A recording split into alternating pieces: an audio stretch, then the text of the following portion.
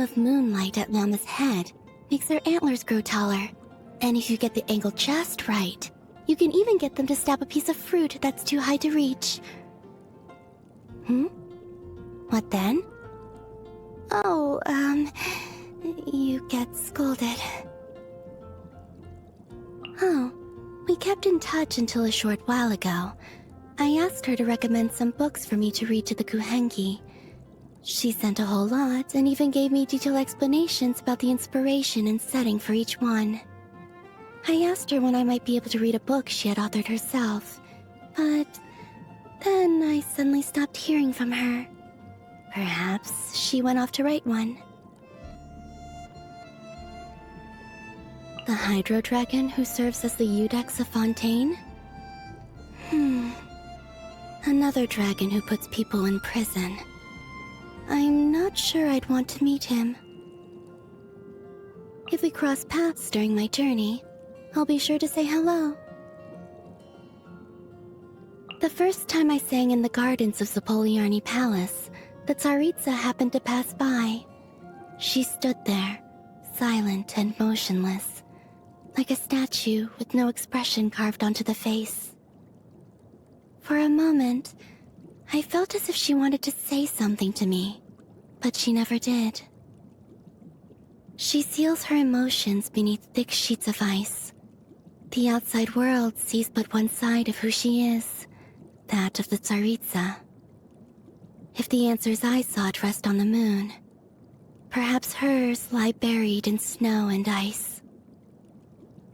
He's quite the opposite of his code name, and that seems to be intentional.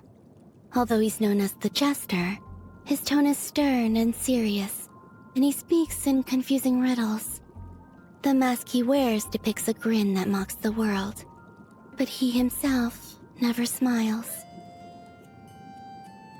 Many respect him, but just as many fear him. Is that too confusing? Well, you see, creatures accustomed to living in darkness will never choose to get close to the light. It's too dangerous, for light would only lengthen their own shadow. There was a time when the doctor took care of me, even claiming to think of me as his sister. It was only later that I discovered, the closer you are to him, the more freely he uses you. What's a little discomfort among family? We endure for each other, surely. That's how he thought of things, and I could tell he meant it. But I didn't want to have to endure. Expectations like that, they took me back to my first home, and the eyes staring up at me from beneath the altar, so full of greed. The House of the Hearth is home to many children, and it can get quite noisy. The first time I heard them call Arlecchino father, I thought it was a rule that had to be followed there. So, the next time she passed by, I used that title as well. That's when I learned just how quiet the House of the Hearth could become. I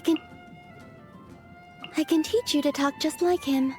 All you have to do is combine the words money, that darn pantalone, and mark my words. Here, I'll show you. Where's the money? Mark my words, I'm going to kill that darn pantalone. Or, that darn pantalone is going to cough up the money. Mark my words. See? Isn't that fascinating?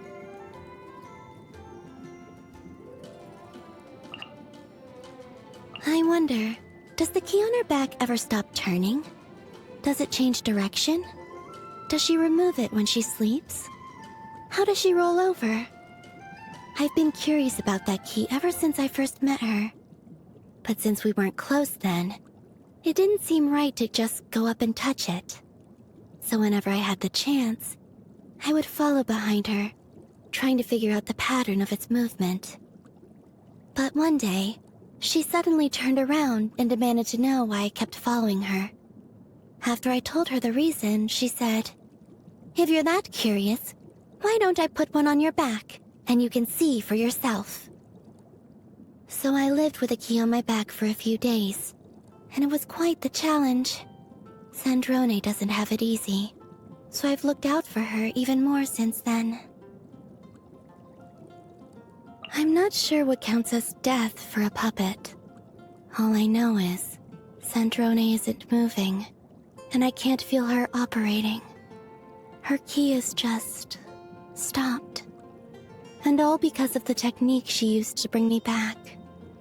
She said she was going to get back at me that one time. How I wish that's all this was.